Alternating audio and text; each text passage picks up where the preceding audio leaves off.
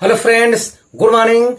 Welcome to our channel Target with Lallan Sharma. Today we will discuss about YDSE with thin slab. तो विद्यार्थी इस topic की study से पहले हमें स्लैब में पाथ डिफरेंस की स्टडी करना होगा। तो आइए देखते हैं quality of concept. Path difference due to slab first method, मतलब यही डेरिवेशन एक और मेथड से हम करेंगे अभी। तो यहां पे देखना है कि स्लैब की वजह से कितना पाथ डिफरेंस आता है। तो यहां पे S1 है, लाइट वेव यहां से चलेगा, यहां T मोटाई का एक स्लैब है जिसका रिफ्रैक्टिव इंडेक्स म्यू है और speed of light in medium क्या है, Vm है। और इतने ही लेंथ का एक एयर हम ले लिए हैं। बहरहाल ये टोटल एयर ही है, लेकिन हम एक्सपेरिमेंट के लिए लिए हैं और देखना चाहते हैं कि ए से बी तक पहुंचने में जो टाइम लगता है, इतने टाइम में लाइट वेव एयर में कितना डिस्टेंस कवर करता है। तो अगर दोनों के डिस्टेंस में फर्क है तो उनका डिफरेंस लेंगे हम, तो वही डिफरेंस हमारा क्या आएगा, पाथ डिफरेंस आएगा। और यहां पे ये स्क्रीन है। तो अब यहां पे देखा जाए time spend by S1 between slab के बीच कितना टाइम स्पेंड होता है, ये हम देखना चाहते हैं। यस, तो time delta T equal to distance upon speed of light in medium. तो डिस्टेंस x1 है, यहां पे t लिए हैं, t हो गया। Speed of light in medium is equal to होता है speed of light in vacuum upon refractive index. तो यहां पे लिखा गया है। तो म्यू अपने प्रोसेस के अनुसार ऊपर चला जाएगा। तो डेल्टा टी इक्वल टू आया म्यू टी अपॉन सी, मतलब लाइट वेव ए से बी तक पहुंचने में जो टाइम लेता है वो म्यू टी अपॉन सी लेता है। अब हमें देखना है कि एयर में इतने ही टाइम में कितना डिस्टेंस कवर करता है, जबकि मीडियम में तो x1 बराबर क्या है, t, इक्वेशन 1 नाम दे देते हैं। Cover distance by S2 in delta T time. तो हम मान लेते हैं कि एयर में ये x2 डिस्टेंस कवर किया होगा, तो distance equal to speed of light into time. Air में तो स्पीड ऑफ लाइट ही लिखा जाएगा, तो ये c हो गया और डेल्टा टी के स्थान पे ये टाइम यहां लिखा गया। c से c कैंसिल, मतलब म्यू टी आया। x2 बराबर जो आया वो म्यू टी आया। तो t तो यहां भी है, t यहां भी है, लेकिन इसमें म्यू से प्रोडक्ट है और म्यू की वैल्यू किसी भी स्लैब के लिए 1 से अधिक होगा। तो जाहिर है कि 1 से अधिक वैल्यू, जैसे 1.5 इंटू टी, तो डिस्टेंस ये क्या होगा, ज्यादा होगा टी से। तो यही इतने समय में हम मान लेते हैं कि ये यहां तक पहुंच जाएगा, ज्यादा दूरी तय करेगा। तो इतना x2 होगा और ये आपका x1 होगा। तो x2 में से x1 जो सब्ट्रैक्ट करेंगे तो यही आएगा क्या, पाथ डिफरेंस डेल्टा x आएगा। ये चीज है।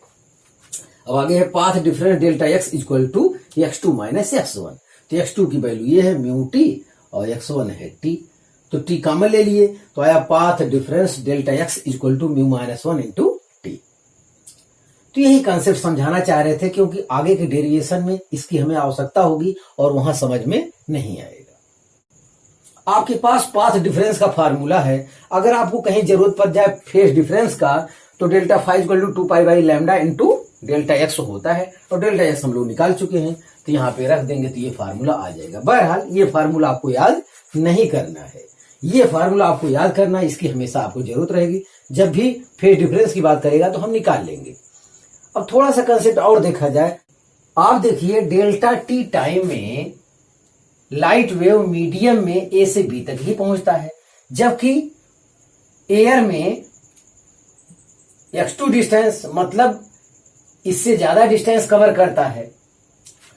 तो उतने समय में इस बी पे पहुंच गया और उतने समय में ये यहीं तक पहुंच पाया। अब स्क्रीन तक पहुंचने के लिए इसे देखिए ज्यादा डिस्टेंस कवर करना पड़ेगा। मीडियम वाले वेव को अब ज्यादा डिस्टेंस कवर करना पड़ेगा, जबकि एयर वाले को कम डिस्टेंस कवर करेगा। तो ये कॉन्सेप्ट आपके दिमाग में रहना चाहिए कि स्लैब या ट्रांसपेरेंट प्लेट से जो लाइट वेव गुजरेगी उसे एक्स्ट्रा डिस्टेंस कवर करना पड़ेगा, जबकि एयर में स्क्रीन तक पहुंचने के लिए इतना ही डिस्टेंस कवर करना पड़ेगा। इस कंसेप्ट का आगे हम लोग क्या लाभ उठाएंगे, तो आप इसे कॉपी कर लीजिए। तो यही डेरिवेशन एक और मेथड से हम देखते हैं।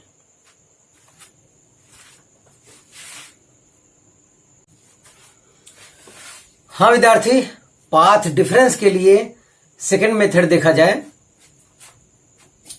तो अब की बार ये हम देखेंगे कि ए से बी तक स्लैब में जाने में कितना समय लगता है और उतना ही डिस्टेंस एयर में जाने में कितना समय लगा। तो हम यहां पाते हैं कि ए से बी तक स्लैब में चलने में ज्यादा समय लगता है, जबकि ए से बी तक एयर में चलने में कम समय लगता है। तो जो एक्स्ट्रा टाइम बचता है उसमें एयर में light wave extra distance cover कर लेता है, वही एक्स्ट्रा डिस्टेंस ही पाथ डिफरेंस कहलाता है। अब यहां पर देखा जाए तो टाइम टेकन बाय S1 इन स्लैब, स्लैब में मतलब ए से बी तक पहुंचने में लाइट वेव को कितना टाइम लगता है, हम मान के चल रहे हैं T1 लगता है। तो time equal to distance upon speed. तो ये x1 किसके बराबर है, T के बराबर है। और speed of light in medium होता है speed of light in vacuum upon refractive index. तो म्यू अपने प्रोसेस के अनुसार ऊपर चला जाएगा। मतलब ए से बी तक स्लैब में चलने में जो टाइम लगा वो म्यू टी अपॉन सी, इक्वेशन फर्स्ट नाम दे देते हैं। अब उतना ही डिस्टेंस एयर में चलते हैं। अब देखते हैं टाइम कितना लगता है। तो time taken bye S2 in vacuum, देखिए लिखा है फॉर सेम डिस्टेंस, मतलब जितना डिस्टेंस ऊपर उतना ही डिस्टेंस एयर में एक्सपेरिमेंट के लिए हम ले रहे हैं। हम मान ले रहे हैं वो टाइम T2 है। तो टाइम इक्वल टू क्या होता है, डिस्टेंस अपॉन स्पीड, और डिस्टेंस वही डिस्टेंस ले रहे हैं तो ये T अपॉन एयर है तो स्पीड ऑफ लाइट का ही प्रयोग होगा। यस, तो अब देखिए ये T/C आया, ये म्यू T/C आया।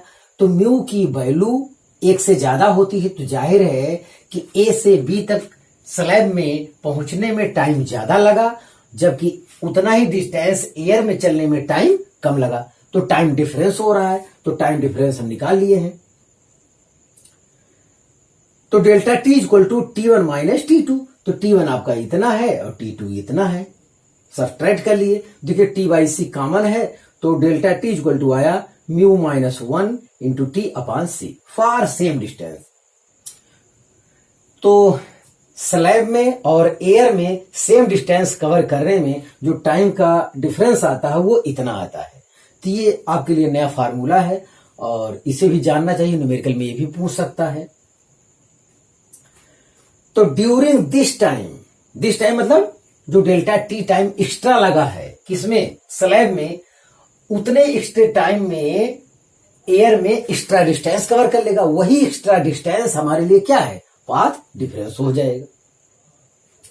तो during this time delta T ray in vacuum travels by, तो डेल्टा x जो एक्स्ट्रा डिस्टेंस होगा एक्स्ट्रा टाइम में, वो delta x equal to speed of light into time difference extra time. Yes, तो ये C हो गया और डेल्टा T के स्थान पे हम लोग यही प्रयोग करेंगे, mu minus 1 into T upon C, C से C कैंसिल। मतलब पाथ डिफरेंस आपका फिर वही आ गया, delta x equal to mu minus 1 into T। मतलब एयर में वो एक्स्ट्रा डिस्टेंस कवर करेगा। तो यही हमारा हो जाता है डेल्टा x। यहां पहुंच गया। अब अगर स्क्रीन है सामने तो जाहिर है कि ये कम डिस्टेंस कवर करना रहेगा, जबकि इसे क्या करना होगा, ज्यादा डिस्टेंस कवर करना होगा। तो ध्यान देना, जिसके सीध में स्लैब रखा हो, थिन ट्रांसपेरेंट प्लेट रखा हो, ध्यान देना जिसके सीध में स्लैब रखा होगा या ट्रांसपेरेंट प्लेट रखा होगा उसको जो है एक्स्ट्रा डिस्टेंस कवर करना पड़ेगा स्क्रीन तक पहुंचने के लिए। इस कंसेप्ट को जरूर दिमाग में रखिएगा, तभी के आगे वाला मेन जो डेरिवेशन है उसमें आपको फायदा मिलेगा। तो इस कंसेप्ट का हम प्रयोग करेंगे, तो आप इसे कॉपी कर लीजिए। तो आपका मेन कंसेप्ट हम देखते हैं।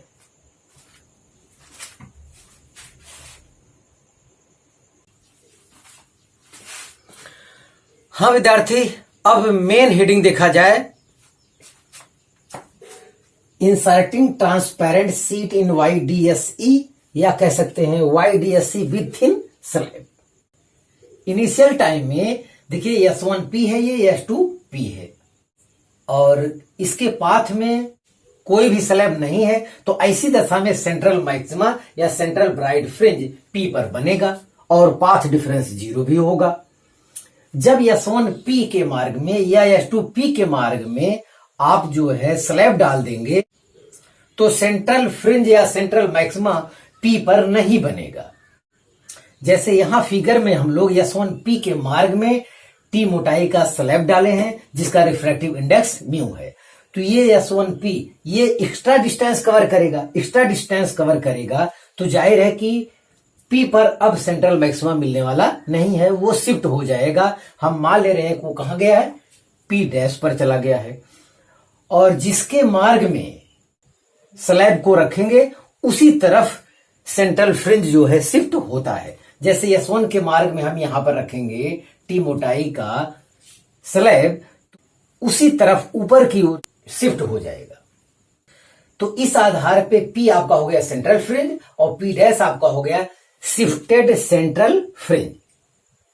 मतलब S1P के पाथ में आप T मोटाई का स्लैब रख दिए हैं जिसका रिफ्रैक्टिव इंडेक्स म्यू है, तो ये जो है एक्स्ट्रा डिस्टेंस कवर करेगा, तो स्क्रीन पर वो ऊपर की ओर बढ़ जाएगा जिधर आप स्लैब को रखे हैं। सेंट्रल फ्रिंज या सेंट्रल मैक्सिमा कितना शिफ्ट हुआ है ये हम फिगर में दिखाए हैं क्या, y, और बाकी कॉन्सेप्ट सेम है कि स्लिटों के बीच का डिस्टेंस स्मॉल d है, स्लिटों और स्क्रीन के बीच का डिस्टेंस कैपिटल D है, capital D is much much greater than small d। अब यहां पर कॉन्सेप्ट देखा जाए, condition for central maxima before inserting transparent sheet in YDSC, मतलब S1 के मार्ग में कोई ट्रांसपेरेंट सीट नहीं है, ऐसे केस में delta x equal to 0 at point P, मतलब P तक पहुंचने के लिए वेव का पाथ डिफरेंस क्या होगा, 0 होगा, तो मतलब P पर ही सेंट्रल मैक्सिमा होगा। यस, अगर S1P के मार्ग में हम T मोटाई का स्लैब रख दिए जिसका रिफ्रैक्टिव इंडेक्स म्यू है, तो अब क्या होगा, after inserting transparent sheet in YDSE, तो डेल्टा x मतलब path difference not equal to 0 at point P। अब पॉइंट P पर जो है पाथ डिफरेंस 0 नहीं होगा, क्योंकि जिसके मार्ग में आप T मोटाई का स्लैब रख देंगे उसको एक्स्ट्रा डिस्टेंस कवर करना पड़ेगा स्क्रीन तक पहुंचने के लिए, और एक्स्ट्रा डिस्टेंस के लिए या तो ऊपर जाना होगा या तो नीचे जाना होगा, तो कॉन्सेप्ट के आधार पर ऊपर जाना होगा। यस, ऊपर क्यों जाना होगा, अगर ये जानना चाहते हैं तो देखिए यहां पे ऊपर गया तो फिजिकली S2A इतना एक्स्ट्रा डिस्टेंस कवर करना पड़ता है, जबकि T मोटाई के स्लैब की वजह से S1P वाले को एक्स्ट्रा डिस्टेंस कवर करना पड़ता है। तो दोनों एक्स्ट्रा अगर हम बराबर कर देंगे तो हमारा सेंट्रल फ्रिंज से शिफ्टेड सेंट्रल फ्रिंज का डिस्टेंस पता चल जाएगा, ये दोनों बराबर होगा भी यहां पर। और अगर यही P डैश पॉइंट अगर हम नीचे ले लेते हैं विद्यार्थी, तो ऐसे दशा में S2P जो है वो फिजिकली कम डिस्टेंस हो जाएगा, मतलब यहां फिट बैठेगा ही नहीं, वो ऊपर ही फिट बैठेगा।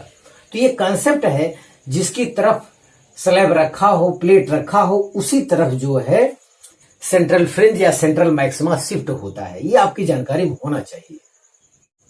तो अगर आप S1P के मार्ग में T मोटाई का स्लैब रख दिए, प्लेट रख दिए, तो ऐसे केस में सेंट्रल मैक्सिमा P पर नहीं होगा, मतलब पाथ डिफरेंस 0 नहीं होगा, तो अब शिफ्ट करना पड़ेगा। अब देखिए क्या हो गया, एट P डैश, अब चर्चा P डैश की हो रही है, डेल्टा x कैन बी 0, मतलब पाथ डिफरेंस क्या होगा, 0। If extra covered path difference by S1 कितना है, extra covered path difference is equal to होगा extra covered path difference by S2। ये स्लैब की वजह से ये S1P वाला वेव एक्स्ट्रा डिस्टेंस कवर करता है और S2P वाला फिजिकली एक्स्ट्रा डिस्टेंस कवर करता है। तो जब इनका पाथ डिफरेंस करेंगे तो वहां पे डेल्टा x का क्या आएगा, 0 आएगा। At point P path difference 0 हो जाएगा। जब पाथ डिफरेंस 0 हो जाएगा तो यही तो मैक्सिमा की शर्त है, तो शिफ्टेड सेंट्रल फ्रिंज वहां पे हो जाएगा। मतलब जितना एक्स्ट्रा डिस्टेंस यहां कवर होता है, फिजिकली भी नीचे वाला भी S2P भी उतना एक्स्ट्रा डिस्टेंस कवर करता है। तो इनका जब पार्ट डिफरेंस निकालेंगे तो हमारा आएगा 0, और 0 जहां पे हो गया वहीं पे होता है क्या, सेंट्रल मैक्सिमा।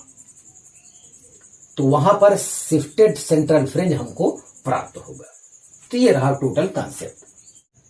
स्लैब की वजह से जितना एक्स्ट्रा डिस्टेंस कवर किया वो हो गया μ-1 into T is equal to, और S2P वाला फिजिकली जितना डिस्टेंस एक्स्ट्रा कवर किया वो है d साइन थीटा। अरे भाई तभी तो जो है पार्ट डिफरेंस 0 आएगा जब ये दोनों क्या होगा, बराबर। यस, तो अब देखिए यहां पे तो μ-1 इंटू टी डी हो गया। साइन थीटा के स्थान पे हम टेन थीटा लिख सकते हैं। यहां पे लिखा है theta is very small so sine theta equal to tan theta. अगर आवश्यकता पड़े तो थीटा भी लिखा जाता है। तो यहां पे लिखा साइन थीटा का स्थान पे क्या, टेन थीटा, और टेन थीटा इक्वल टू होता है, टेन थीटा इक्वल टू होता है परपेंडिकुलर अपॉन बेस। तो परपेंडिकुलर y है, बेस आपका कैपिटल D है, तो टेन थीटा का स्थान पे y अपॉन D लिखा है। तो y इक्वल टू हो जाएगा कैपिटल D ऊपर स्मॉल d नीचे। तो y इक्वल टू आया capital D upon small d in bracket μ-1 into T. अब यह है क्या चीज, देखिए distance of shifted fringe from central fringe. तो ये रहा आपका इतना कंसेप्ट। अभी इससे रिलेटेड कुछ और कंसेप्ट हमारा बाकी है। नोट में यहां पे लिखा है, ये चीज ध्यान दें, there is no effect on fringe with, मतलब सेंट्रल फ्रिंज के शिफ्ट होने से फ्रिंज विथ पर कोई इफेक्ट नहीं पड़ता है। और शिफ्ट का मतलब होता है कि ये पॉइंट यहां चला जाएगा, जितना नीचे वाला है सब ऊपर खिसक जाएगा। अब यहां पे ये कंसेप्ट हमको मिलेगा कि सेंट्रल फ्रिंज के शिफ्ट होने से इतने में कितना जो है फ्रिंजों की संख्या ऊपर गई होगी। तो ये सब आगे के कंसेप्ट में हम कवर करेंगे, तो आप इसे कॉपी कर लीजिए।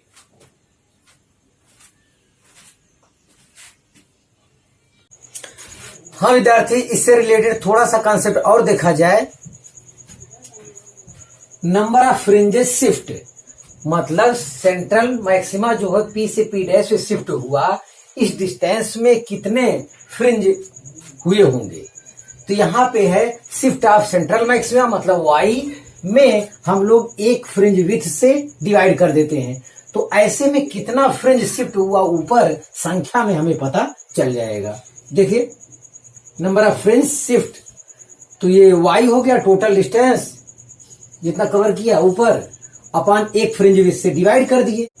Capital D upon small d, ऊपर नीचे कैंसिल हो गया, तो जो आया number of fringes shift μ-1 into T upon lambda. तो जाहिर है कि विद्यार्थी ये फार्मूला याद नहीं करना चाहिए, आपको टोटल शिफ्ट इतना पता चलना चाहिए, मतलब नीचे वाला इतना ऊपर खिसक जाएगा, इसका ये मतलब होता है। तो इसमें कितने फ्रिंज हुए होंगे, तो टोटल शिफ्ट में एक फ्रिंज विथ से जब डिवाइड कर देंगे तो हमें पता चल जाएगा।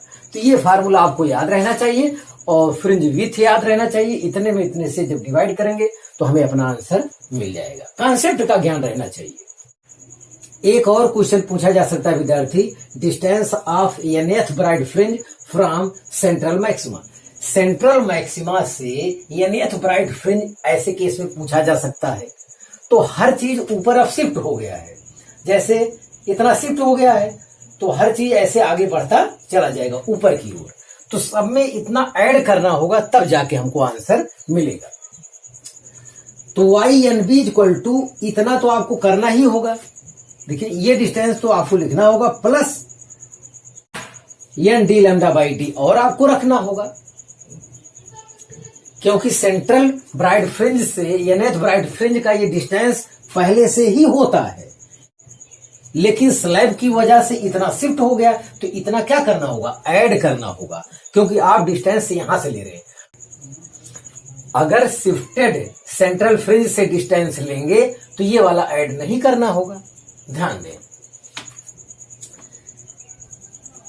सिमिलरली डार्क फ्रिंज के बारे में देख लेते हैं। Distance of mth dark fringe from central maxima. तो यहां से हम mth जो है डार्क फ्रिंज अगर चाहते हैं तो डार्क वाले में इतना क्या करना होगा, ऐड करना होगा। तो देखिए, तो y डार्क ये mth के लिए है, तो capital D by D in bracket μ-1 into T, ये तो रहेगा, प्लस सेंट्रल ब्राइट फ्रिंज से जो mth डार्क फ्रिंज का डिस्टेंस होता है वो क्या होता है 2m-1/2 into D lambda by T. तो यही इतना क्या करना होगा, ऐड करना होगा अगर आप यहां से चाहते हैं तब। अब इसमें कोई कहे कि सेंट्रल मैक्सिमा से या सेंट्रल फ्रिंज से जो है पहले ब्राइट फ्रिंज का डिस्टेंस चाहिए तो यानी इक्वल टू 1 लिख दे, दूसरे ब्राइट फ्रिंज का डिस्टेंस चाहिए तो यानी इक्वल टू 2 लिख दे। जैसे पांचवा ब्राइट फ्रिंज चाहिए आपको सेंट्रल मैक्सिमा से, तो ऐसे केस में यानी इक्वल टू 5 रखना होगा। इसी प्रकार आपको सेंट्रल मैक्सिमा से या सेंट्रल फ्रिंज से आपको फर्स्ट वाला चाहिए आपको क्या डार्क, तो एम के स्थान पे 1 रखो, 2 रखो, 3 रखो। तो सेंट्रल मैक्सिमा से पहला डार्क, दूसरा डार्क, तीसरा डार्क आपको मिलता चला जाएगा। एम के स्थान पे 1 2 3 रखो, चलो 1 रखते हैं तो 2 - 1 1/2। तो ये आधा ऐड होगा इसमें, ये तो सब में ऐड ही होगा। तो हम समझते हैं विद्यार्थी ये कंसेप्ट आप यहाँ पे क्लियर समझ चुके होंगे। इसका डेरिवेशन जो है एक और तरीके से भी हम करना चाहेंगे, अभी दिखाएंगे, लेकिन ये चीज नहीं करेंगे क्योंकि ये चीज क्या होगा, सेम होगा। तो विद्यार्थी आप इसे कॉपी कर लीजिए, तो फिर यही डेरिवेशन एक दूसरे तरीके से देखते हैं।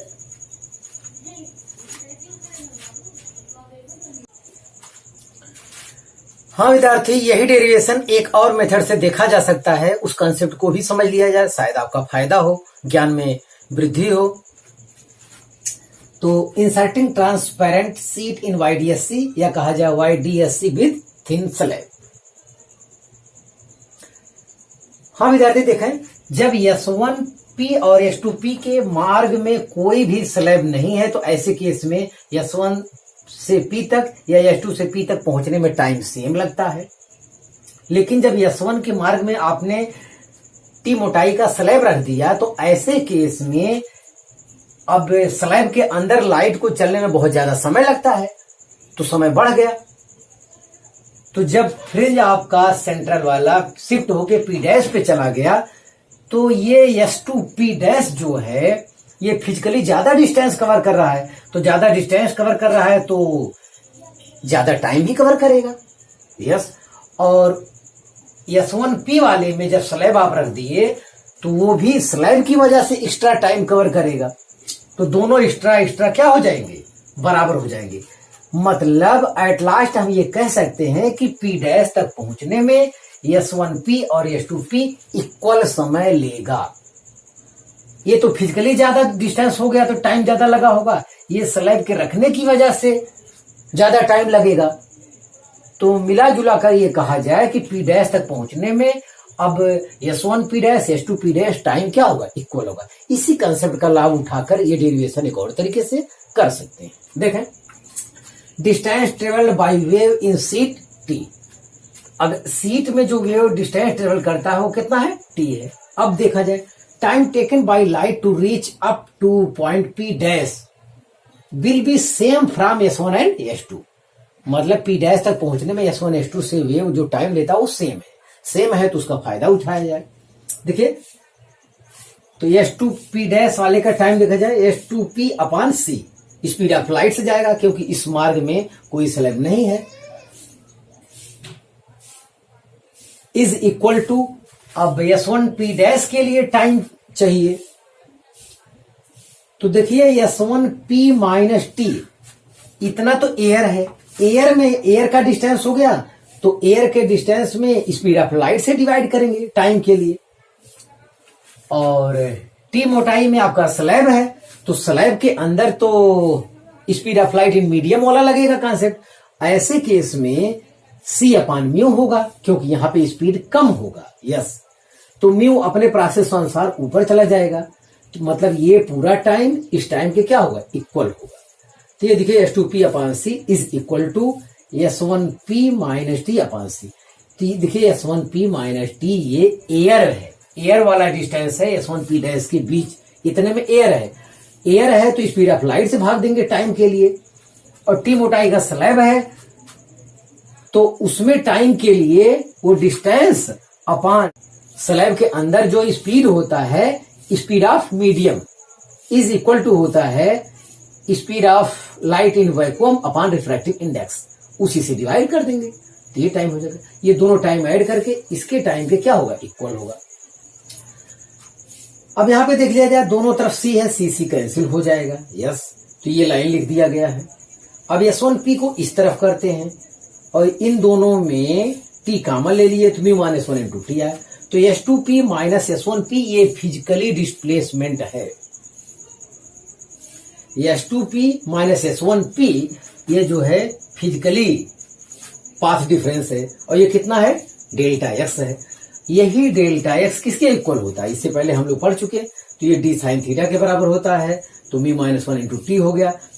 Theta is very small, in this case sine theta is equal to tan theta होता है, तो वहां tan थीटा रख दिया गया है। और tan theta is equal to होता है परपेंडिकुलर अपॉन बेस, तो y अपॉन डी हो गया। तो y is equal to capital D upon small D μ-1 into T.